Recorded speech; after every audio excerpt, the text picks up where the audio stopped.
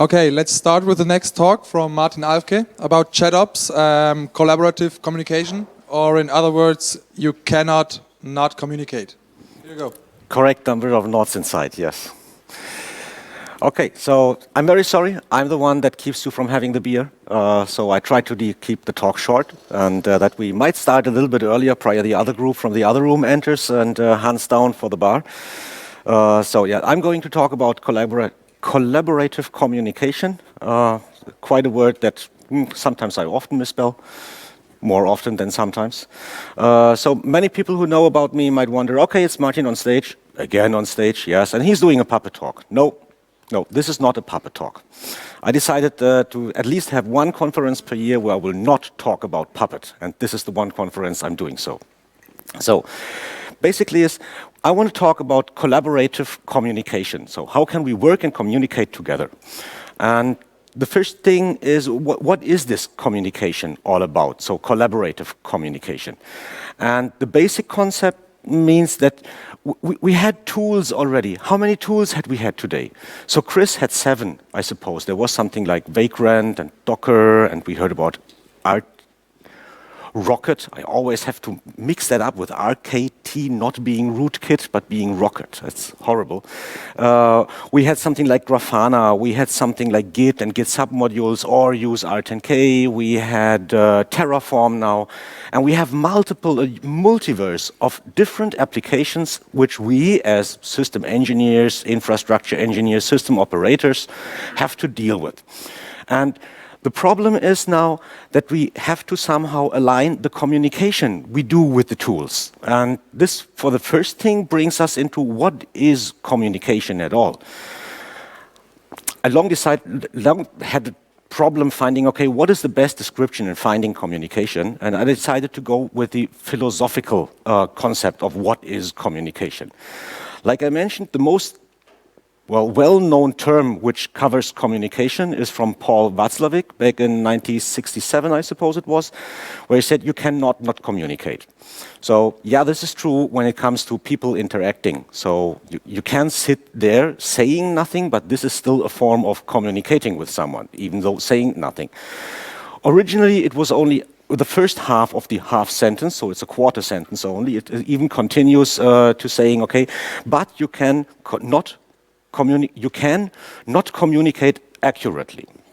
So, and there's even a word in front of it that says, unless you are a hermit. So then, of course, you cannot communicate at all. So, but what is communication? And I found interesting things about what is communication. And one team says communication is a transport of a certain message from a sender to a receiver without loss of information. And what without loss of information? Okay, that's going to be interesting. So that's communication. So it really means we never really communicate because we always have a loss within information when we have the sender and we have the receiver. Somehow information always gets lost. And on the other hand, I said, okay, communication is people talking either to each other or I'm now talking to you in front of an audience. Many people answering questions back, something like a round of people that answers questions. And there's even one more thing, and I hope you never ever have colleagues like that working in your company. So people that talk the whole day without saying anything. The best thing you can do with these people, please send them over to politics. So this is people that do politics. They always talk the whole day without saying anything. We're here with technical fact-based people. When there's misspelling, you may keep it. So we're talking about facts and we're talking about technology. And we have people around here that mostly deal with systems. So maybe and a certain part of IT technology. So maybe that makes communication a little bit more easy. So, but again, back to the thing, what was it? It's communication means transferring an information from a sender to a receiver. Okay. So let's make a picture out of that. So we have somehow a source of a message, anything. This is very generic, not really related to communication between people. So then we have the message. Then you have somehow a transmitting device, so which mostly is mouth, Don't know how you call them in English, but at least making noise. So, and you have a transport channel that transports this information. And on the recipient side, you have the receiver. And the receiver, again, transforms this message and passes it on to its destination. So now I think about like,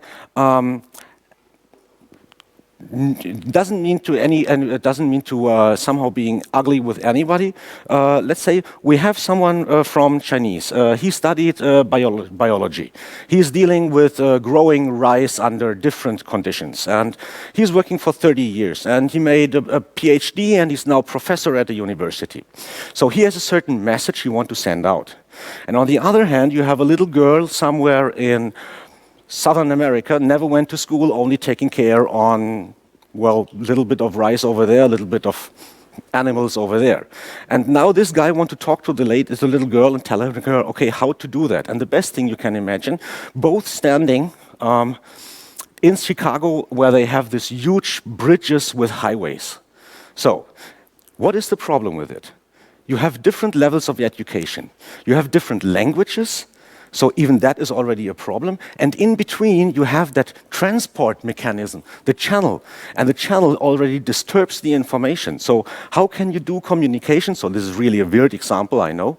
But let's do that with normal people. So how many of you are working in multilingual companies? Only a few. Okay. So, and within this multilingual company, who's using more than from these few people? Who has to deal with 2 languages and more? So when you deal with persons, so you have to switch languages and have one person talking German to another one, you're talking French to, and the next one you're talking Spanish to. Okay, so this already makes it difficult.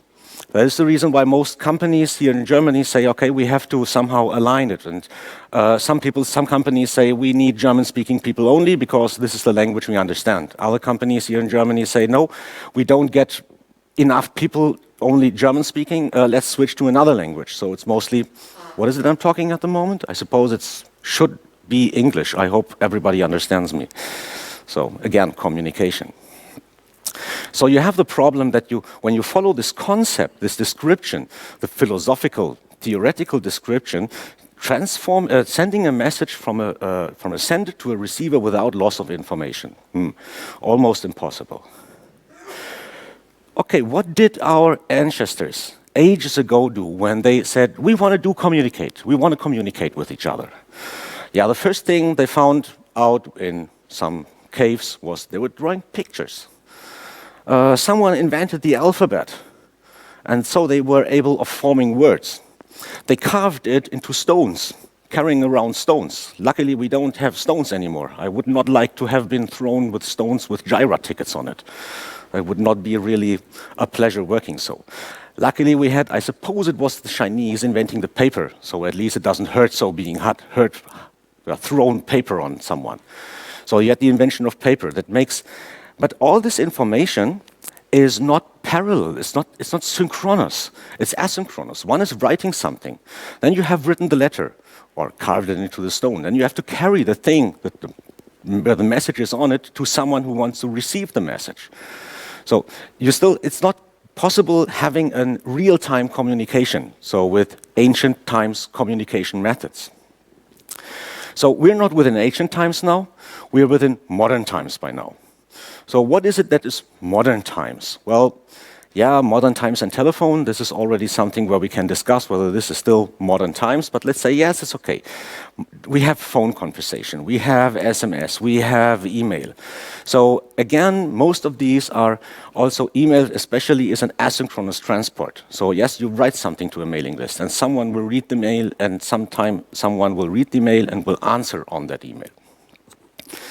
Yes, okay, phone is somewhat synchronous, but would you always like to do phone conferences with all of your team members that need to know about a certain issue, that need to know about a certain deployment? No, and then you always have to initiate it again and again and again. So, especially we in IT, we have a certain benefit because we have more modern communication methods at hand. So, who's using, for example, a company Jabber system? anyway. So either it's HipChat or real XMPP or stuff like that. So that's most of the people. Let's say 50% to 2/3 of the people. So you already have an in-time parallel communication system which we are using at the moment. Whether it is Jabber or anything else, some commercial software that supports you with it, that's out of the scope of this talk. And it's even Twitter. Yes, it's somewhat. You reach out to many people. And there's, of course, the more modern systems. By the way, Bernd, I'm very happy that we don't have a Slack channel for OSDC. Twitter is enough. Thank you. We don't need Slack channels for everything. Sometimes it makes sense, sometimes it doesn't make sense. Okay, so we have methods for communicating with each other.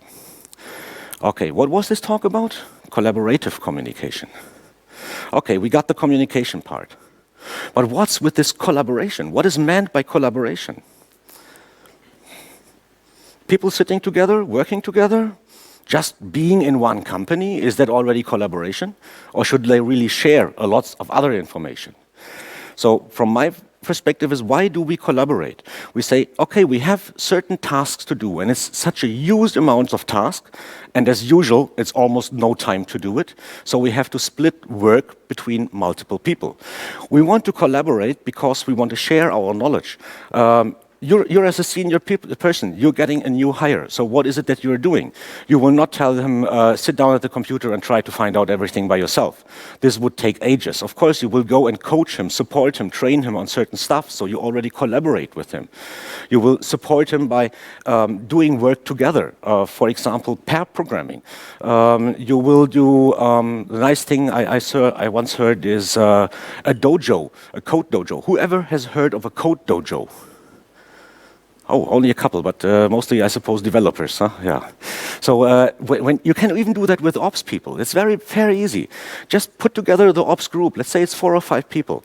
And one is sitting in front of the computer, and he gets a certain task that needs to be done. Do some scripting that does a curl call. And this what he types in is also shown at a monitor. And one is sitting next to the guy doing the work, and he has to describe what the guy that is doing the work is doing. And the rest is sitting and just enjoying the show. And after 5 minutes, you just rotate. So there's another guy sitting next to it doing the coding. Another one is doing the lecturing, what is done. When the task is finished, you will add a new thing to the task. So also some kind of collaboration. This is mostly done for respect other people's software, because there is a reason why it was written once. Maybe you will come somehow to a point where you say, now we have a requirement for this piece of script that we are doing here, which is hard to implement. It would be better to throw away the stuff. So it's respect others' code and don't be afraid of throwing away other people's code. And always be sure the code exists for a certain purpose. There was once a certain purpose for it. So it's also something. What else is it that we have on collaboration? What was it this after Dawn's keynote? We had Chris talking about tools for DevOps. Yeah, it's dev and ops working together. So it's again some kind of collaboration. It's not this, I'm throwing this hardly bound package over the wall and I will run away prior it will explode. And I will not just build a platform which is unusable for developers. And so we already work together. And we even drive that further on. So there's also NetOps or NetDev. So where even now network engineers have to follow, are kindly asked, do so.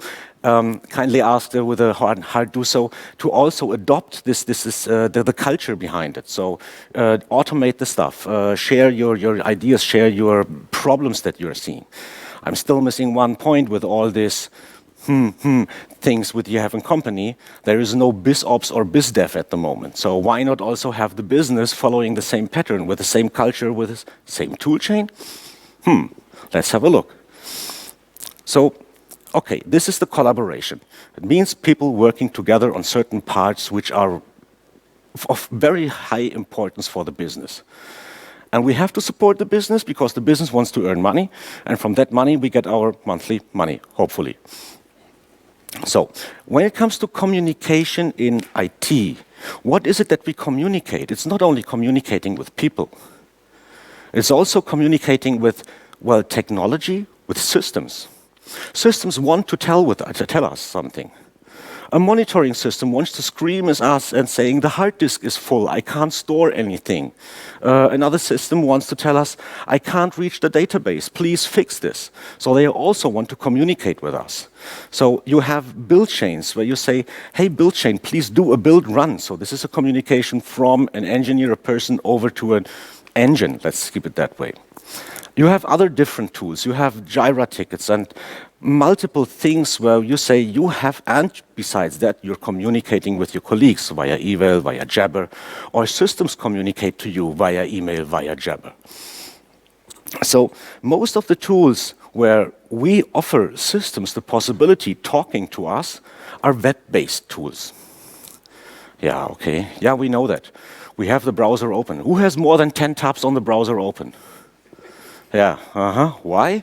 One for the monitoring, one for Facebook, one for Google, one for Hangout, one for communication with a tool, one for the ticket system, one for the build engine, the next is the live page, and what is the status of the development system, and I don't know.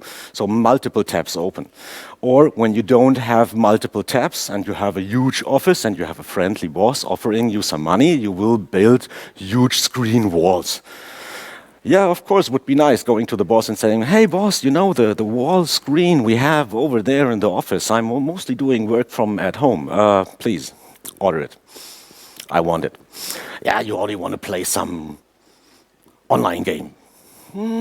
After hours, after working hours. Yes, of course, but I need it for work. That's the purpose. So please buy me a huge screen wall. I need to monitor everything. Okay. Yeah. What is it people then came about? They said, yes, okay, these multiple huge monitor walls, it's very difficult to handle. So, Chris mentioned it already. Yes, Chris mentioned many tools. That's the reason why I always have to refer to him now. And even though he's not here in the room. Okay.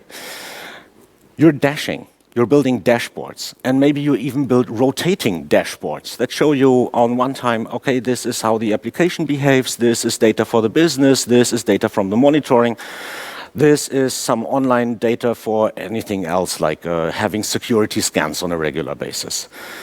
Okay, yeah. So we have multiple sources of information, which we have to consume in parallel and communicate back to the systems. Hopefully in real time, and not see, oh, have you seen the MySQL database is down? Yes, since 3.5 hours, because we need to iterate to all our dashing boards until we saw the monitoring board again. Oh my God, okay. So the question is, we try to make life for system engineers more simple by doing automation. That's the main focus of automation. So the nice picture I like to draw always is, what is the best paid system engineer? The best paid system engineer is sitting on a beach and having a cocktail in his hand. And he has his mobile phone next to him. And he recognizes, oh, mobile phone is vibrating.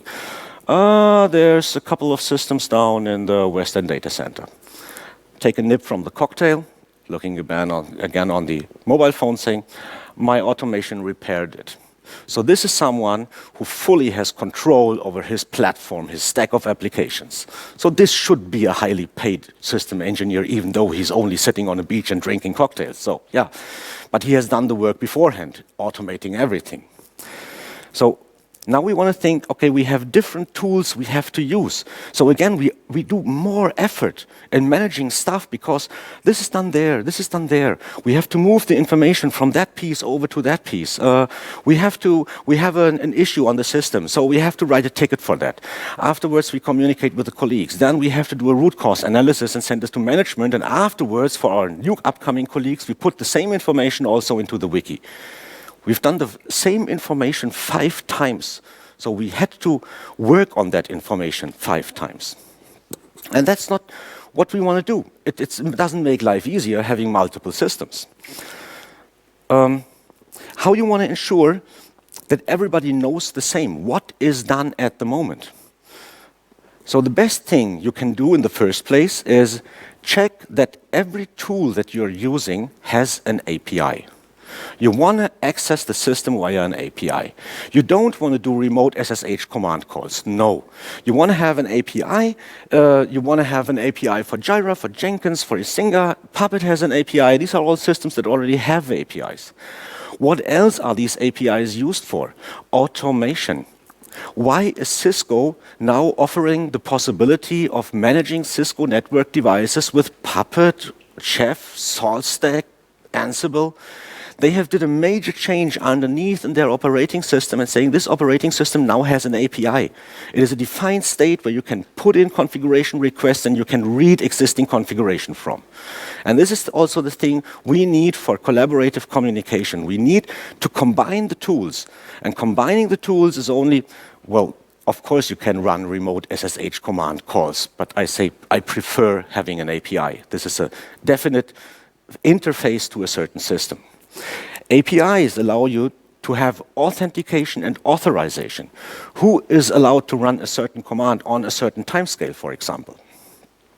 You want to have proper error handling, and you want to have feedback. You just not want to push some information to a certain place and then not look what is happening. You want to have the feedback. Is this what I have pushed over there, this thing that I have triggered, is this now working? Has it finished already? Is it still running? Has it had a failure? So what we want to do is we want to do everything into one place. We want to automate everything. Yes, I know people always saying, yeah, okay, automating everything. Wow, that's a heroic goal. And it needs ages. Because 80% you can do in 20% of the time, and as usual, the last 20% automation takes 80% of the time. Yes, it's more easy when you say, oh, I have a greenfield solution around here. I don't have to deal with some old systems that are running over there. This is legacy. I'm not caring about the legacy stuff anymore. We will migrate to the legacy system anyway. We have a project for that. We will finish it by the end of, well, the project plan says 2017. Well, we know already it's 2037. Yeah, okay, as usual. Yeah, but try it. Try to keep that as the focus. Automate everything. Automate the automation. How would you do automation without automating the very first step, which does your automation? You want to have something that is scalable, that you can easily reset up anytime, everywhere, so automate also the initial instances.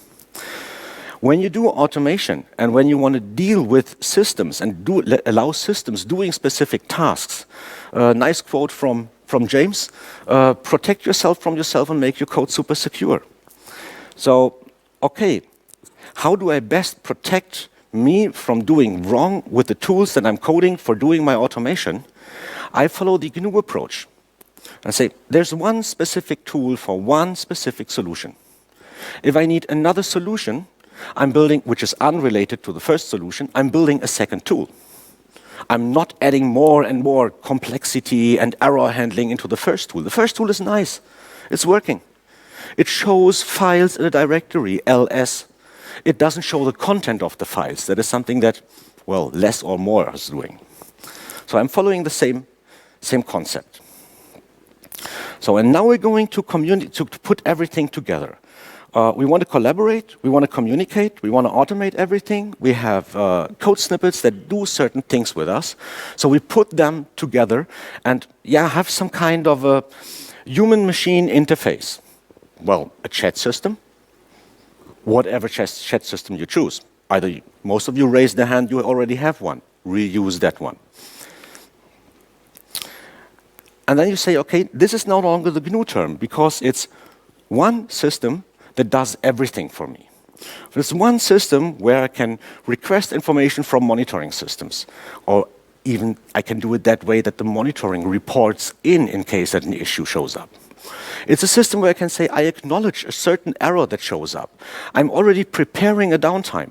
Everything I'm doing here in the chat client, it's a group chat. Everybody is seeing, oh, he's preparing a release now. So he's first disabling the notifications for certain systems because we will anyway, due to caching issues, restart the web service, for example.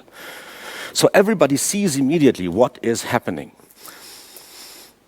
You can trigger CI runs, saying, okay, a developer wants to build a new version of the software.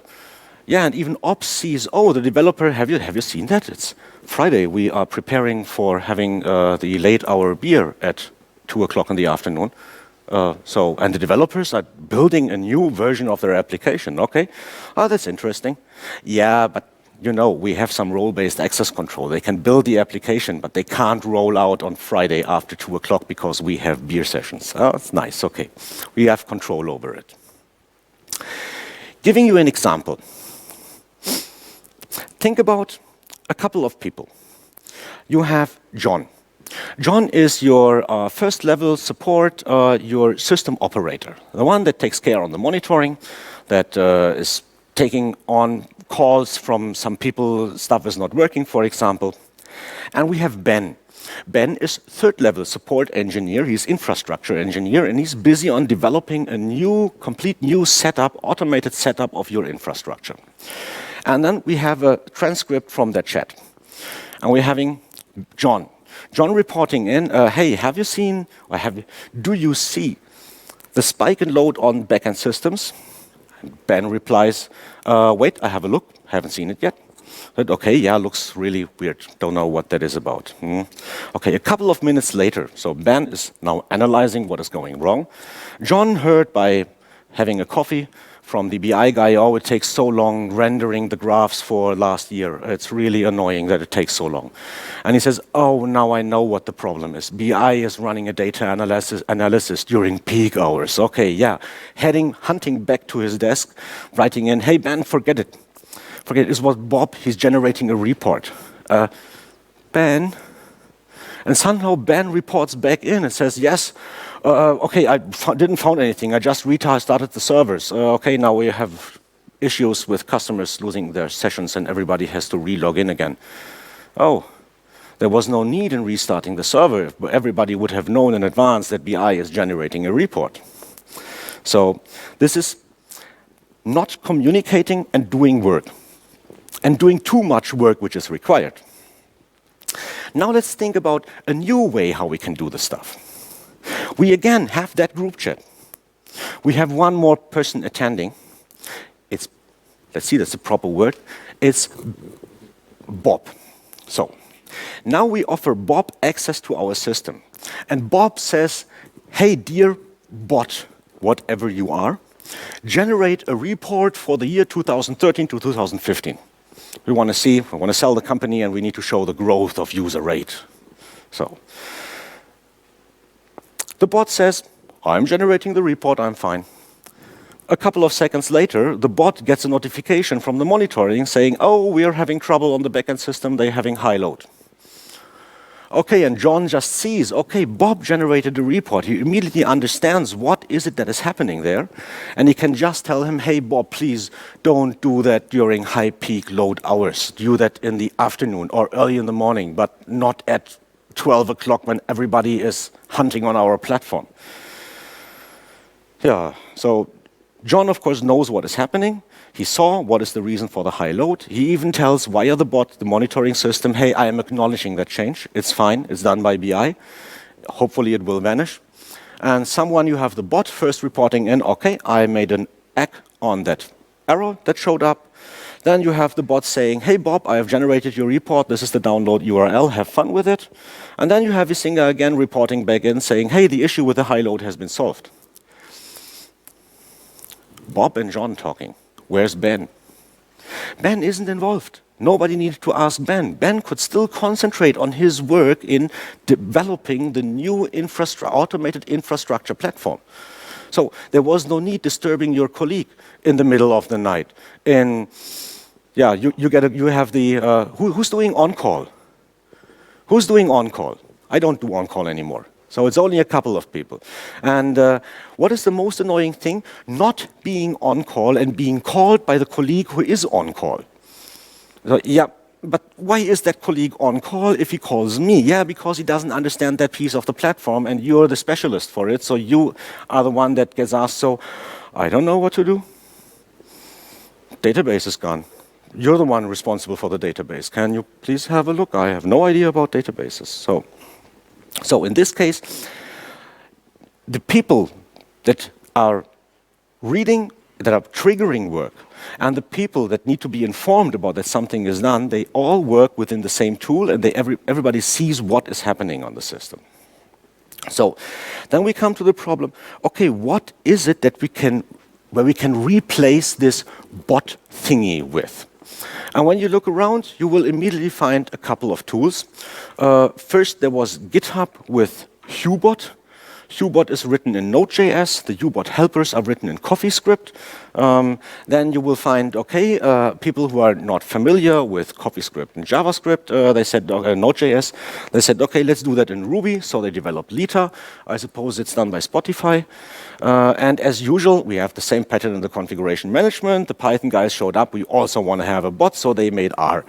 There is many, many more. There is Slack integration. There's HipChat components. There was a blog posting on the Puppet Labs website a couple of weeks ago, where they said, yes, we also have HipChat integration from Puppet into a HipChat-based dashboard.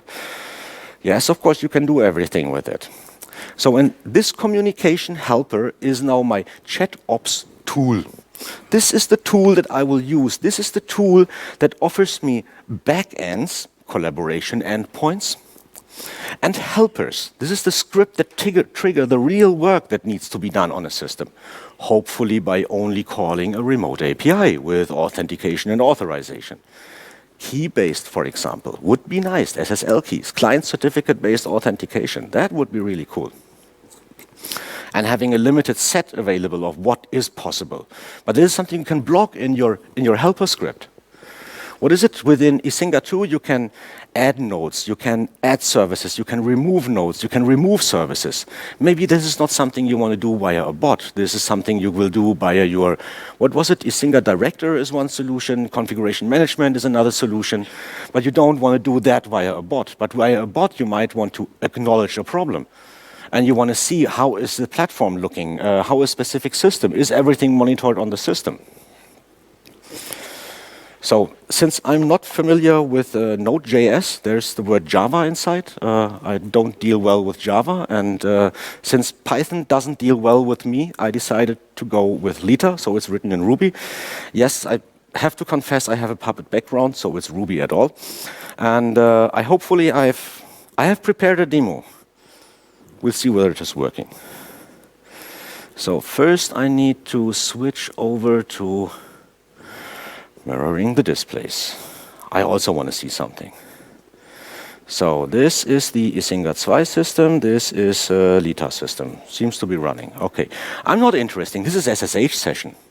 The difference between an infrastructure engineer and a system administrator is the tools that he's using. A system administrator logs into a system and fixes the problem.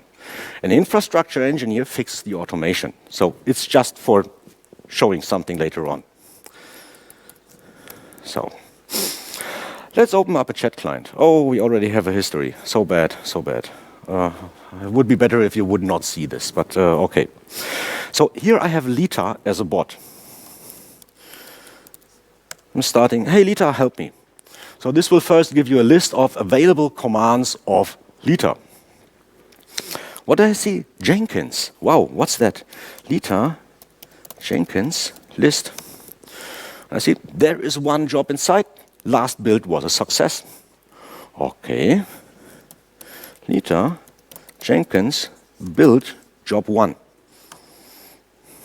Yep, triggered the run. This plugin is missing the feedback because I don't receive a feedback when the build is done. And I see, wow, it's a failed one.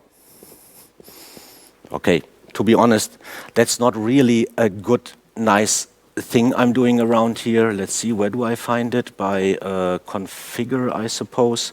Just showing what is happening here. It's nothing. I'm good at writing bad shell scripts, and I improve writing bad shell scripts.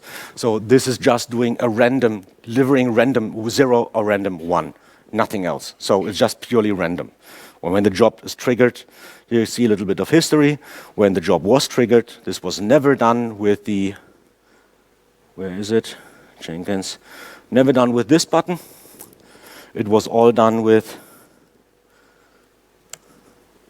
build a job. Show it to me. Still failing. Yeah, it's random. Huh? What was it? What is this? Our random device. It only delivers the digit 7. You don't know, so it's random. So this one is again a success. What is that I see in between? Problem on Isinga example.com HTTP warning slash accessing slash 403 forbidden. Puppet master Isinga example.com is down. Oh, my monitoring alerting me that something is not working properly in my platform. So this is what I meant with the feedback solution. Okay, so let's have a look. What is it that we have else in place? We have let's say there's Elita, Isinga 2. Give me a list. Let's first do a list. Oh, it's a huge list. Okay, it's not such a huge list. I don't have that many systems around here. So 1 is off, 2 are on, so fairly simple. Not doing some complex checking, basic stuff. You can limit that by showing me certain checks only, showing me certain hosts only. And this is all done by Ask querying an API. It's not running a command or curling a website and finding the data from the website. What I'm doing here is the right system. I need to resize this because there is something missing, and I should do it a little bit more. So I'm checking for the proper thing to match. This should work, and don't forward the result. So let's see, where's the curl starting? It's everything that the host is doing. So I'm curling my Isinga API, querying the data from it, receiving them at JSON, parsing them, showing them in the tool. So it's not really complex stuff that needs to be done. And it's the best thing when it is possible to have that via an API, because then you don't have to open up shell access. So when it comes to shell access, I want to automate everything. Yeah, but what does that mean? The best thing for really ensuring everything is automated, the last step what I do when I have my fully completed automation set up is disabling SSH on all the machines. Either just stopping the SSHD or even uninstalling it. It's no longer running over there. Yeah, but I need to look for the log files. Yeah, go over there. We have some kind of log/kibana whatsoever, Grafana board. There's all data inside. You don't have to log into the system. I need to enable debugging because I want to analyze what is going wrong. Yeah, we have something like configuration management in place. Do it over there. Then everybody sees, oh, he has enabled on a certain platform, a certain host in the development stage has someone enabled, and even the someone, you know, thanks to Git blame, you even know who it was that added the debug switch to the application. So there is no real need. Yes, of course, when you see, sometimes people find valid reasons, okay, it's easier to have it in, we're not used to the automation. We don't have complete automation. Yes, of course, but the final goal should always be remove any kind of access to a system. Security will definitely be your friend. They are so happy when you tell them, we don't SSH into systems. We don't need LDAP authentication on the systems. We don't have a user on the system, and we even don't know the root password. He has no password, and SSH forbids logging in without password. So there is no way of SSHing into the machine. Yeah, but then you have an intruder, and security needs to analyze the system. Yeah, who's still running on everything on physical hardware? Okay, doing the other question rounds. Who is running virtual machines? That should now be almost everybody, aside, there's only one more thing, or containers. So, okay, that should be now everybody. So yeah, and what is it that you can do? Just do an LVM snapshot, hand it over to the security guy, do a KVM snapshot, you even get the CPU state and the memory state inside, pass it over to them, and they can just spin up the machine and can analyze how did the intruder got access to the system. And in the meantime, you're destroying, maybe you want to store it someplace, but you're destroying the running VM and you spin up a new one, which is in a secure state again. So, was there more to show for the moment? Yeah, we had a Lita Isinga 2. No, Lita Isinga 2 list. There was something critical. It was the HTTP on the Puppet Master. Ah, here we see it. Okay, thanks very much. So we can say, okay, liebe Isinger 2. Luckily, I can't make the lower line larger.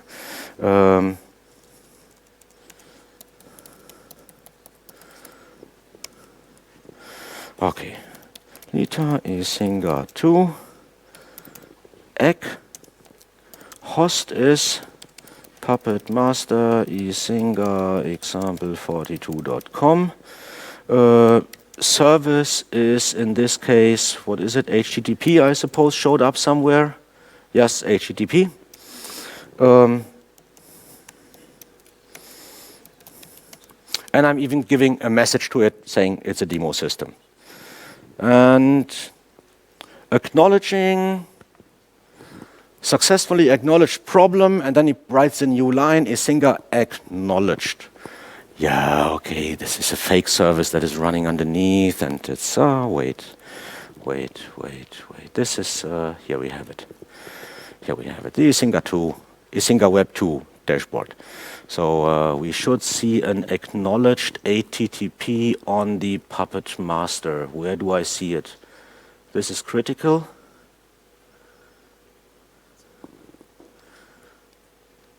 Someone from the Isinger people should now show me, where do I find? It's acknowledged where? Ah, this one? Ah, yeah, okay, yeah, nice. So I see it's acknowledged now. Okay, what else is it that I can do? Oh, this was the wrong system. I'm not dealing with that system. So I have to remove the unacknowledge on Puppet Master Isinger example42.com minus service HTTP. Removing the acknowledge. Let's see. Do I have to refresh or does that automatically? Yes, does it automatically. So the acknowledgement is gone. So it's not just a fake service, it's really the Isinger 2 service and the Isinger 2 web interface running behind it. So, and now you even see the history. Most people do a log of what is happening in their chat rooms. And they check the history and you can see what is happening at the moment. And you see, oh, someone, who is this? Okay, that guy. Okay, let's ask him, why are you unacknowledging that service? I was working on that, and you're unacknowledging it. Haven't you seen that I didn't acknowledge? Everybody sees it, what is happening. Now think about further things like triggering configuration management runs, triggering deployments, triggering orchestrated deployments, giving your BI access to a system, well, on the live platform. They need to access sensitive live data, where you say, no, we can't have them, it's such a huge amount of data, we can't have them in-house. BI needs access to the internal system. And when a BI guy now shows up, build them some kind of a helper that renders their graph that they are needing. So the BI guy will show up to your desk and ask you, hey, can you please provide the amount of active sessions we had the whole last month? So what is it that you're doing? You're going to your laptop, entering the chat room, start typing, and you're just asking him, mail address, is it still the same one? Yeah, it's still the same. I'm bi@company.com. Okay, yeah, fine. So you also enter the email address. So, okay. And he says, how long does it take? It's a short set of data. You will have it when you're back at your desk. Okay, yeah, that's nice. Okay. 1 week later, the same BI guy shows up at another guy, asking me, last time I've talked to another person, please take care for the camera. Please, can you provide us data for the logged out sessions we had in the past 6 months? And you again go to your group chat and you type in, yeah, and which mail address? Still the bi@company.com? Yeah. Okay, yeah, you have it. And so normally people will take up to 3, 4, 5 times until they recognize, hey, every time I show up on your desk, and I'm asking you for some data, you're typing something into that system and you don't do anything, but I have the data. So I'm happy with that having the data, but do I always have to show up downstairs here for getting the data? Convinced. Yeah. No, you don't have to show up. We can give you access to the system. We have something like role-based access control. No, you can't run deployments. No, you can't acknowledge issues on systems, but you can generate your data. You can do that by yourself. You just got rid of one ugly, annoying job, generating pictures for business intelligence for analysis reasons. So they do that now by themselves. Of course, they will now hammer your system generating data because they now want to generate everything. And of course, they came up with new ideas on, can we have that graph also showing scaled up and similar to? And yeah, of course. But well, in this case, they should open a ticket and to the developers and see that they can extend the system that you've done over there. So switching back to, there isn't much more. I can do that in this way. So this was just a short, simple demo showing, okay, this is something you can monitor your build status, you can trigger build status, you can work with monitoring solutions, you can, well, you can code it. So there is nothing that is really impossible. There is only one thing. You have a central system that accesses different other systems within your infrastructure. I suppose you should first check with security and compliance. And this is now the problem that you're in between. Yes, you can have maximum flexibility with what is it that I can do with my bot-based engine. And on the other hand, you have the maximum security where you isolate everything. You can't have either of both. You can't have both, you only can have one of them. And you have to find the way where security says, yeah, okay, this is okay, but that's no longer okay. So this is the maximum where you say, we can be flexible up to that point. And after that, we have to find another solution for accessing data, for doing certain jobs. The next thing is, when you look around on GitHub, Gitorio, somewhere open source based, especially for the 3 open source based tools, which is Hubot, Lita, and R at the moment, 2 weeks ago. I haven't found more, let's say it this way. You will find funny things like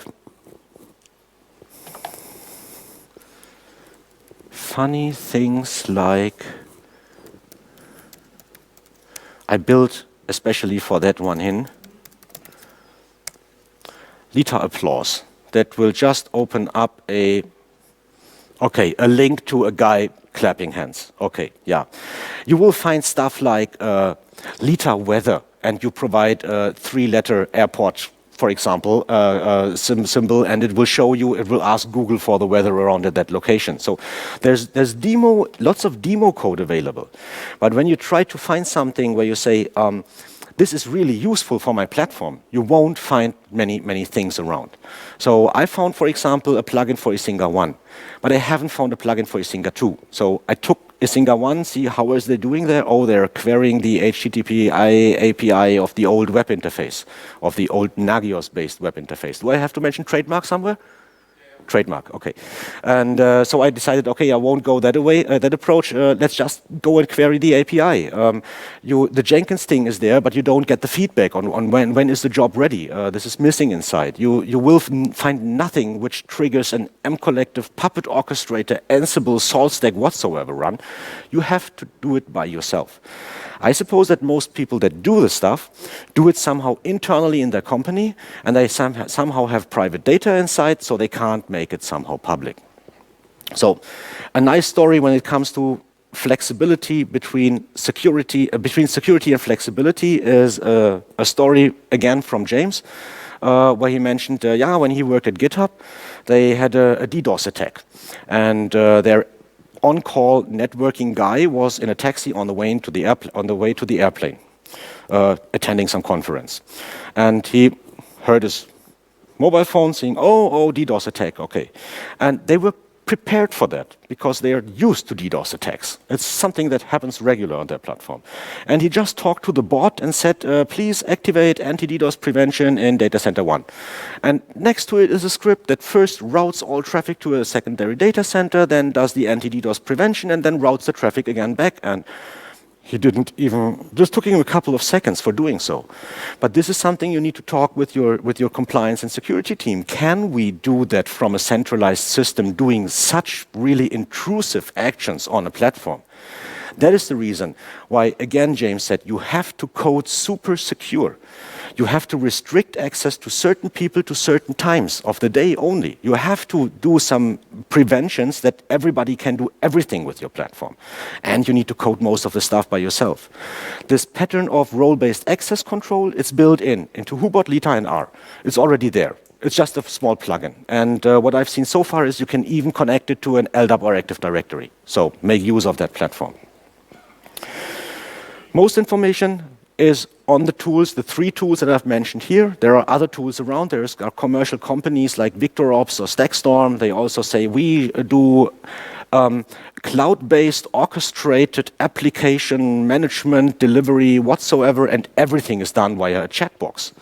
You'd never ever deal with some kind of a web interface. It's just a chat box where you deal with.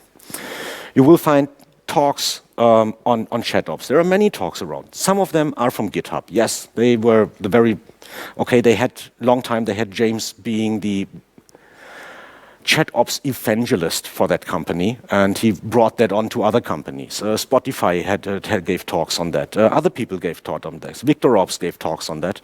So there's much more to find from their side as well, where they describe how is it that they make use of ChatOps. Famous last slide with one minor difference: we are not hiring. To be sure. Okay, thank you.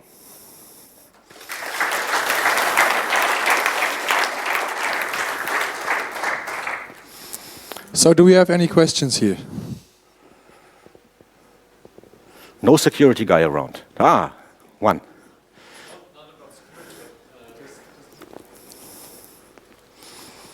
In the Java channel or whatever, don't you produce like a ton of backlog people have to read through to be aware of current state? Or, I mean, that's the experience I had, like this kind of works until you don't have all people full-time in the same time zone and people from US joining the folks from Germany or Austria or whatever? Yeah. So from my perspective, it would be nice having some kind of a chat tool where you can, for example, pin messages so they always been shown at the top so everybody is aware we are doing maintenance on this platform at the moment. Yeah, I guess. So, but IRC, yes, of course. IRC, yes, also a possible front end. Yes, of course. With IRC, you can just set the header line in the IRC channel. Okay, yeah. But normally, you say yes, of course. It's like when you're gone and you're going back and you join an IRC chat again. Of course, you want to see what has happened. So you have to scroll back to what has happened while I have been on vacation. Or you just say, okay, we limit this. We don't have everybody access one of the group chat. So we have the network engineers have a group chat. So yeah, we still have, then we don't have the one place do everything. As again, we have 4 places doing stuff. But maybe the one is totally uninteresting because this is where the BI guys are around and generating, rendering graphs and data. And you are more interested in what is the OpenSCAP analyzer telling me at the moment. But maybe this is something that belongs to an ops channel. And maybe you want to split it via channels so that you have some people for development, some people for operations. But at least don't put everything into one thing. Especially when you have, for example, like you have a development pipeline, every commit gets a build. Do you really want a notification for every build as an ops guy? No, you want to have a successful build notification then that is passed to ready for rollout. That is the important thing for you. But yes, that's the problem. When you have too many people dealing with the one interface, then you have to filter out what is important message and you have to read the backlog. Thanks. Do we have anyone else? They're all eager for beer and done by today. Okay, Martin, thank you very much. Thanks for being here.